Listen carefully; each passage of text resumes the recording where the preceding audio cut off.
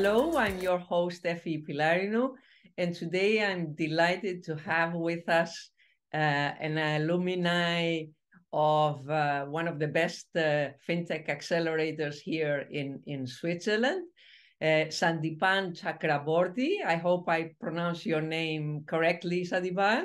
That's just perfect. Thank you, Efi. Well, welcome. Tell our audience that you are both the founder and the CEO of a fintech that is now quite seasoned, SONECT, and you'll be telling us what you're doing there. I think it's 6 years old now, right? So yeah, thank you for, first of all, Efi, for having me in this show. Really appreciate that. And yes, you are right. SONECT was founded in 2016, but we launched our product into the market in 2017. So 5 years in operation that we are currently running. Your background is in finance, in payments, in what area? Yes, so I worked at Credit Suisse for almost 12 years here in Zurich and Bern, mostly in the payments area. So that was my background. I was playing different roles. I started off as an engineer, moved up in my career ladder, took over some of the management responsibility towards the end of my career with Credit Suisse that day. And I was responsible for some of the large-scale initiatives globally. In fact, including Basel II to Basel III migration and stuff like that. So I was involved there. So banking, payments, core banking, and banking regulations, these were my background by working at Credit Suisse. And tell us what SONECT does. Sure. So what SONECT does, it simplifies the cost of cash handling for the banks and the retailers and creates more cash access opportunities for the consumers. So in very short, if you imagine Uber in the context of cash withdrawal, what you end up with is SONECT, because cash distribution for the bank is very expensive. About 60 years ago, ATMs were invented to reduce the cost of a bank branch. 60 years later, banks are actively talking about how to reduce the cost of an ATM, because every ATM costs about 60 to 70,000 Swiss franc to install and another 20 to 30,000 Swiss franc every year to operate. Multiply that by the number of ATMs a bank has and the total countrywide, it's a massive cost for the entire banking industry. That's why you start to see a lot of bank branches are disappearing in many countries. A lot of ATMs are disappearing in many countries.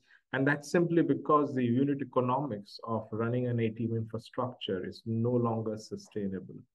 So sorry to interrupt you, can I think of SONECT as turning anybody, any business into an ATM, so to speak? Correct. So that's the direction we want to go. So what we identified is, what does an ATM need? It's basically a physical machine with some cash inside so that people can come and pick it up, right?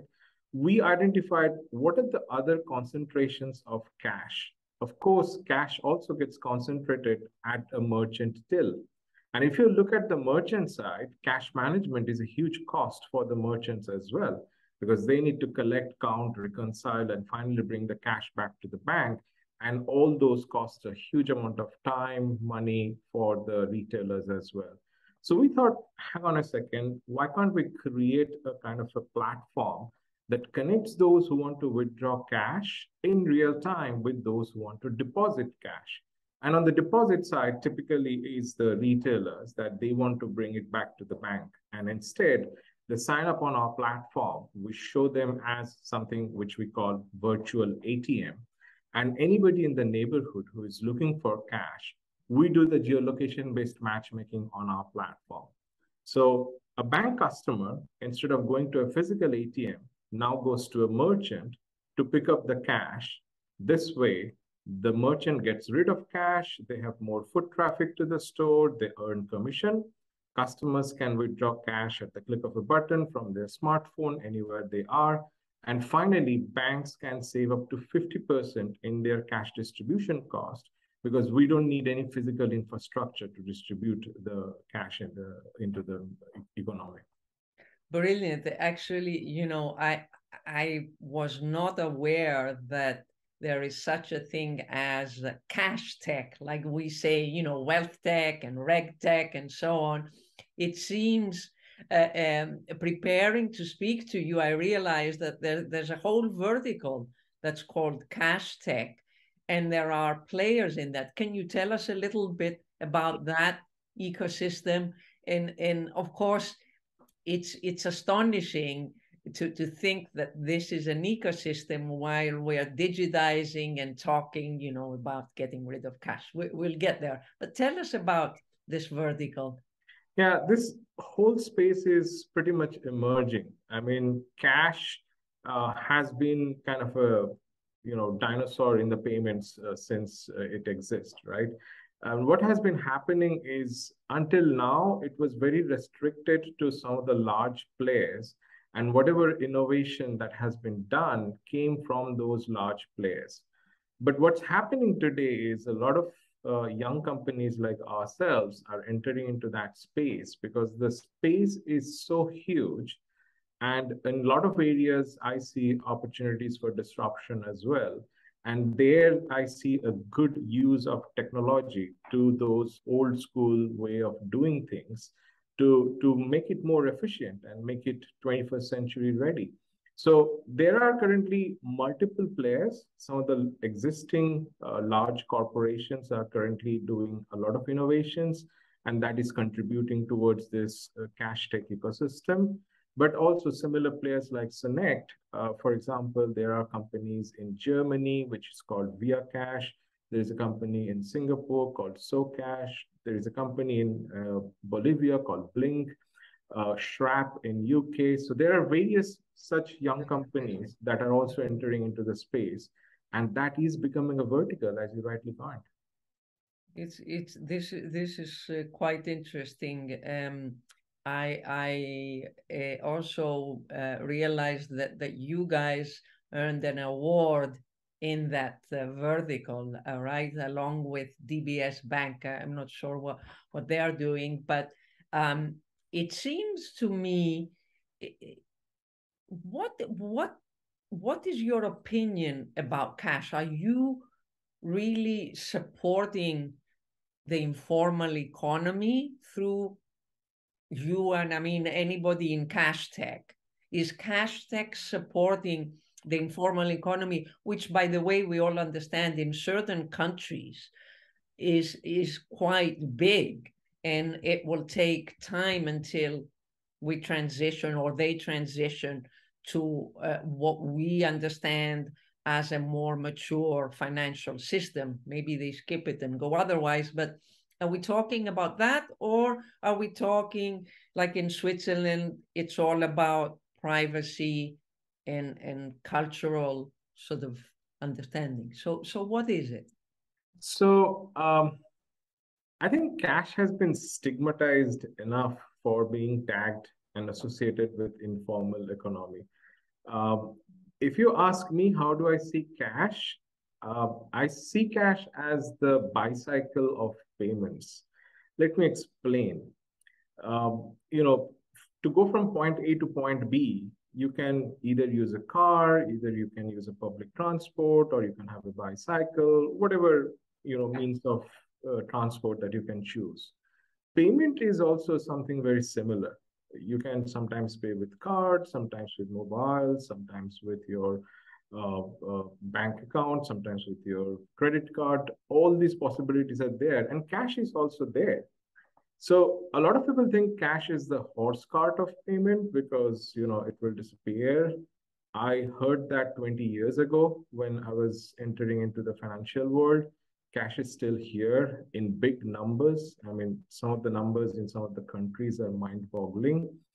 And I don't believe it's going to disappear anytime soon, not just because of informal economy. It's just because of people like to have payment choices.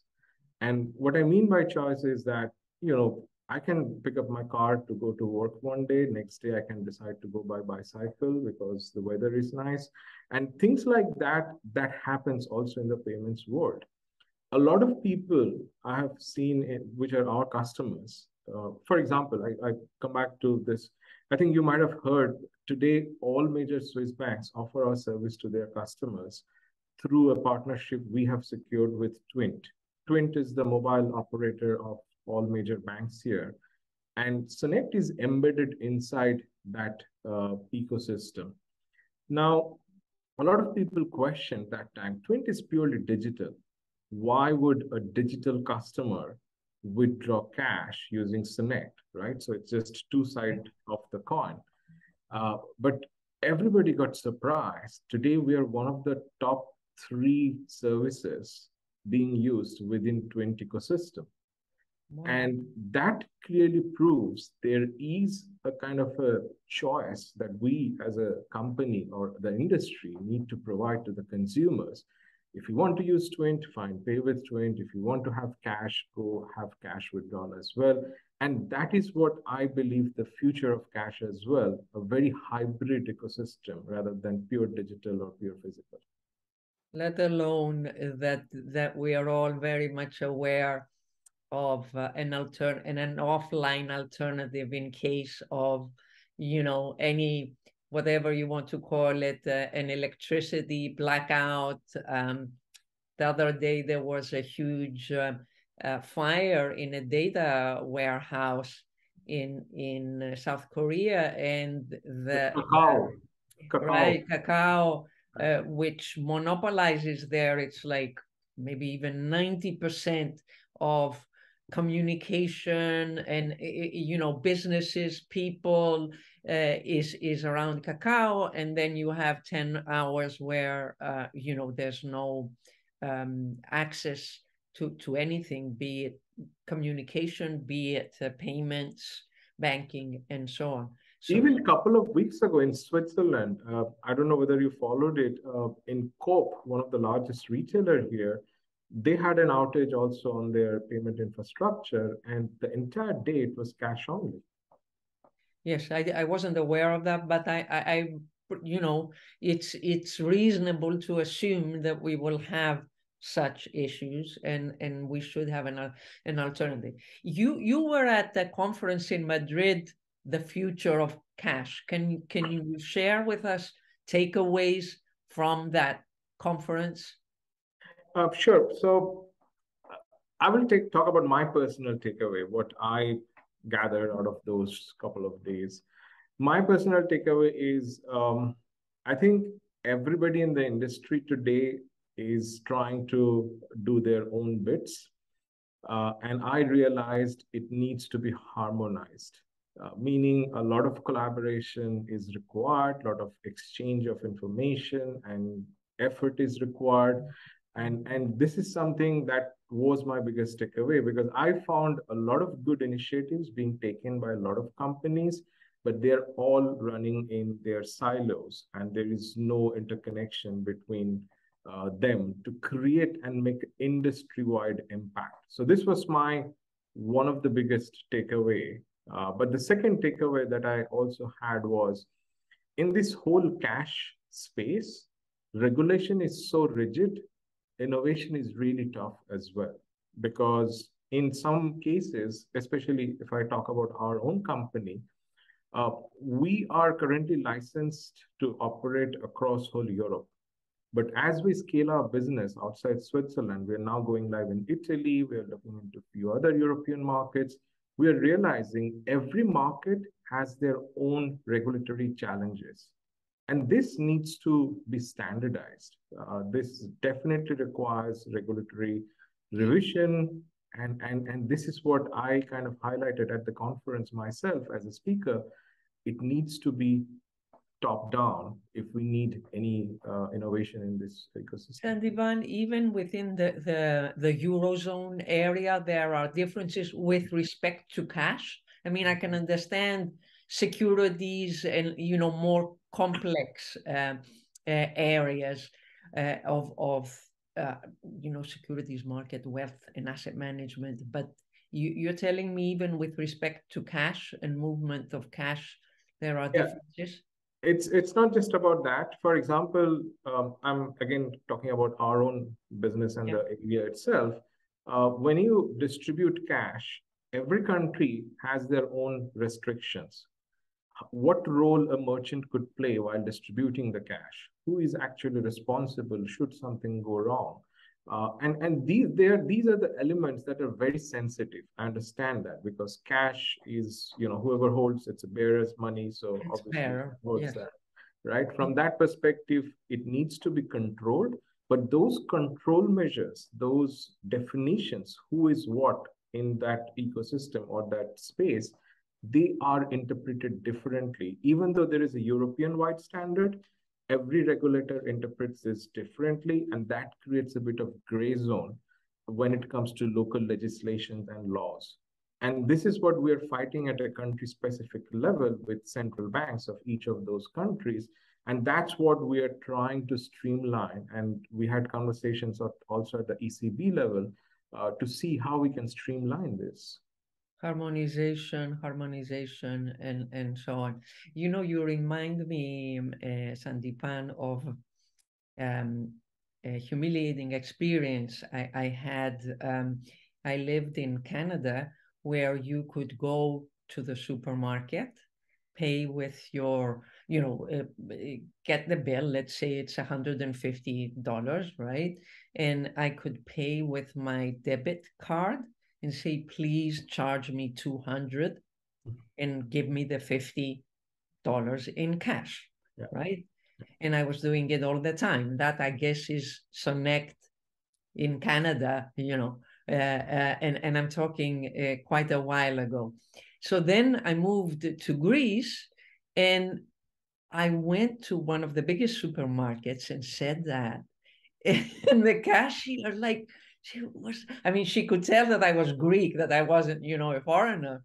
She couldn't understand what I was talking about. And I was asking for 20 euros cash, right? It was like it didn't exist.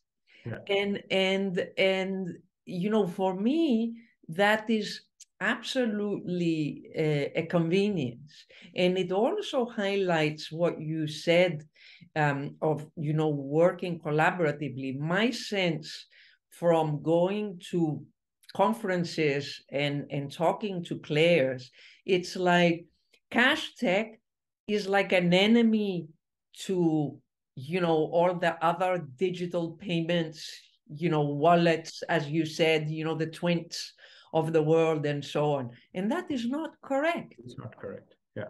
Right? It is, we are losing value and network effects here. Correct. And just to talk about the cashback experience story that you were referring to here.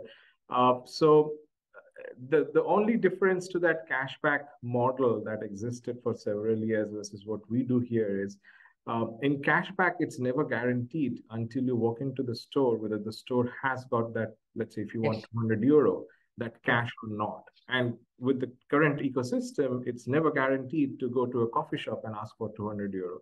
So what we do is we eliminate that uncertainty with our model. So there is an app and you request 200 euro. It does a geolocation-based search around you and finds out the stores that can give you 200 euro right there, right at that location. And that's a big advantage of applying technology into that solution, so cashback kind of a model.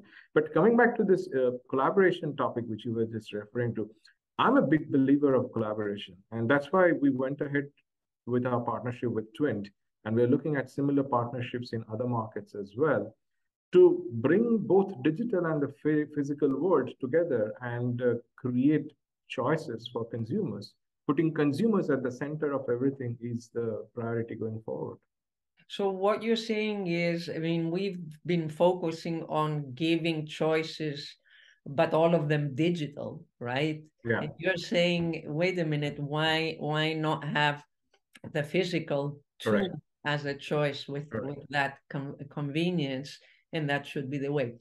What are your thoughts around embedded finance and how we can start thinking of CashTech as part of it. And when I say embedded finance, I'm really referring to non-financial businesses like the supermarket or the restaurant or some retailer, IKEA, whatever, and CashTech.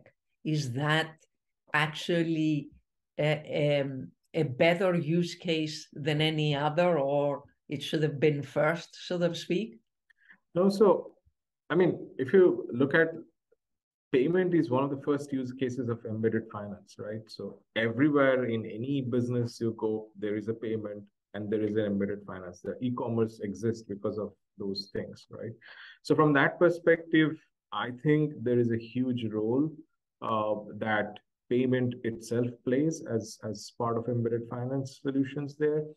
And CashTech is just an extension of that. So what we do, for example, our platform is something like a marketplace, right? So we have the supplier side, which are the merchants, and then we have the consumers, which are coming from the banks, and we kind of connect them in real time. So in that marketplace, obviously there is exchange of cash, there is a digital payment, everything is happening. But how does that happen? That is also important in my view. We all know PSD2 and open banking is kind of enabling that embedded finance even far further, especially in Eurozone. And we also kind of take advantage of that. So we prefer to stay away from, let's say, traditional payment rails like MasterCard and Visa and connect with the banks and directly via open banking and PSD2. So from a CashTech or our business perspective, we believe that creates a lot more opportunity going forward. Account-to-account payment and everything being enabled at the point of sale, that has a lot more value. And that is only possible because of this disintermediation of the banks in the middle. And open banking is a huge boost for that. Very interesting. So in terms of, the cash sort of usage, of course, European countries vary and, the world varies. How do you think about where you will go next? For example, you mentioned Italy, but, going forward, do you look to go to countries that have high cash usage or low cash usage? I mean, what's your thinking there? So the way we pick our markets is a combination of high cash usage and high smartphone penetration as well. For example, Italy, it's over 80% of consumer payment is still done in cash. There are a lot of Southern European markets that are heavy cash markets as well. Eastern Europe is also very much cash driven. Romania, Bulgaria, they're all cash driven markets. Obviously, we don't want to go to Sweden, although we see a market opportunity there, but we don't pick Sweden and Nordic markets as a first market to go there. So we kind of, which we call cash propensity, meaning, how much cash is in circulation, how much cash withdrawals are happening, what's the percentage of consumer payment in cash. Considering all these factors, we believe Southern and Eastern Europe is much suited for a business like ours. And then we also look outside Europe. For example, we recently acquired a license to go to Mexico, and there is a huge market opportunity for us. Half the population is unbanked or underbanked. It's a cash economy completely. And the best part, smartphone penetration is 80% and above. So that's the perfect kind of setup for us. And most of the Latin American markets are similar. So I guess emerging markets are definitely regions that you would absolutely like to expand. And what is your vision of CashTech, with this CBDC, if you want? What's the word that you would advise to use, with the huge pipeline, if you want, of CBDC projects? Who knows, maybe 5 years down the road, we do have a reasonable adoption, or maybe wallets will really take over and become, a much more dominant way of payment. How do you think of this? You still think the world will be hybrid? We believe that? Yeah, so the word that we use to describe that word is called phygital, which is amalgamation of physical plus digital. And I'm a very strong believer of that because I think physical payment will continue to go down. So there is a one trend, and this is a non-reversal trend. That's definitely the way. And digital will continue to go up. But the physical payment volumes are still so high, and digital is still a long way to go to meet that. There is a huge opportunity sitting in the middle, which is the phygital opportunity, which kind of touches the physical world, but also has a digital infrastructure underneath. And you talked about CBDC. That's definitely an interesting space. I'm kind of observing it very closely. We also speak with a lot of central banks, including ECB.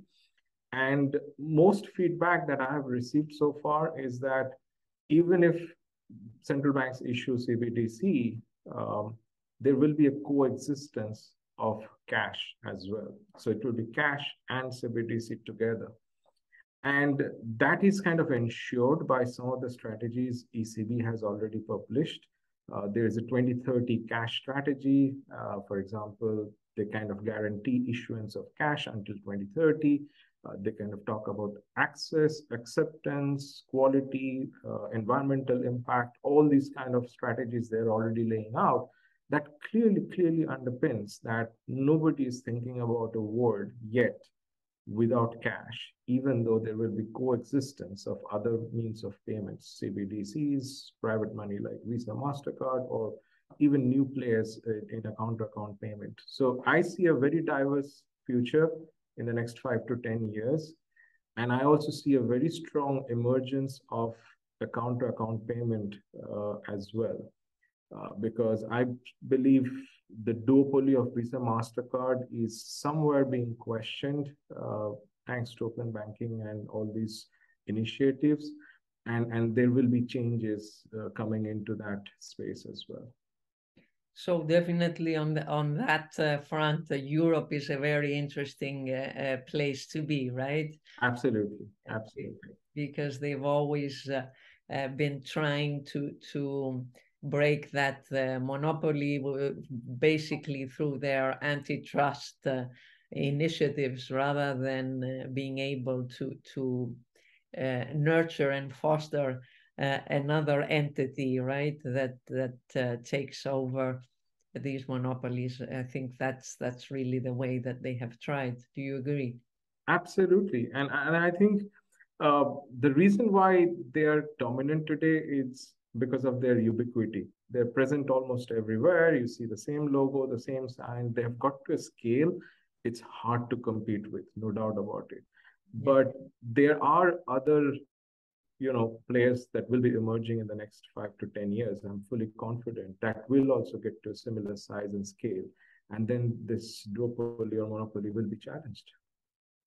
Yeah, it's interesting because at the end of the day, Visa and MasterCard are there because of the huge inefficiencies of the payment rails, right? And they do serve a good purpose because of these inefficiencies. And as you said, there's many other players that are filling in those gaps, but they haven't scaled. Circling back to your point that with collaborative efforts that we can grow an ecosystem. It will not be one corporation or two, but it will be a strong ecosystem.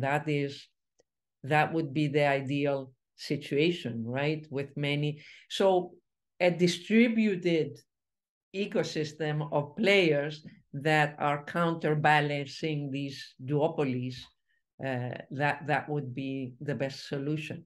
Absolutely. And I'm strongly believing in that future ourselves, because what we're seeing at the market is to build that future, you need to find a win-win-win business model that applies to the banks, to the merchants, to the consumers, and everybody has to gain something. We believe we have found one of such use cases with the cash, but as we scale, as we launch our platforms in multiple markets, we believe one day we could, make that challenge. So fingers crossed. Excellent. Well, Sandipan, thank you so much. It was extremely interesting, our conversation. Tell us before we leave, of course, I'll share SONECT's website so people can check out what exactly you're doing, and as you grow, maybe use this. But what about you? How can people connect with you? What are your passions outside of Cash and SONECT? Sure. So you can visit us and follow us on social media. It's SONECT Me is the handle that we use. And our website is sonect.net. So please go there, check us out, how we are planning to expand our business. And if you see any opportunity for us to come to your markets in your country, please do reach out to us as well. Me personally, I'm no more a banker. I have evolved out of being a banker for more than a decade to a startupper now. I'm enjoying my life at the moment. My wife gets furious about that because, living a steady job and doing this kind of thing where every day is a new challenge is quite a thing. But I'm enjoying myself, this new role that I'm playing here. And so all my passions, which used to be photography and all these things, are now put up on the shelves because I honestly do not get enough time for anything outside SONECT at the moment. How large is SONECT? How many employees? So we're currently about 32 people in the organization. Okay. And I want you to email me and let me know what the diversity of the group looks like these days in terms of any measure of diversity that you can think of. I don't expect you to know it off. At a high level, I can already tell you, we are about 10 nationalities, 3 offices in 3 countries. So it's already quite an international company that we're operating here.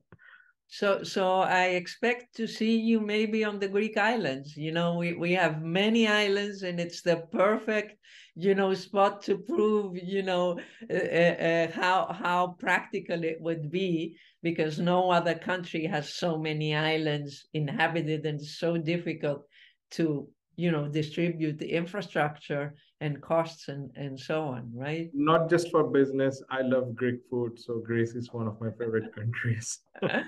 So that's the next voyage. Thank you so much, Sandipan. It was great speaking with you. Thank you, Efi, as well.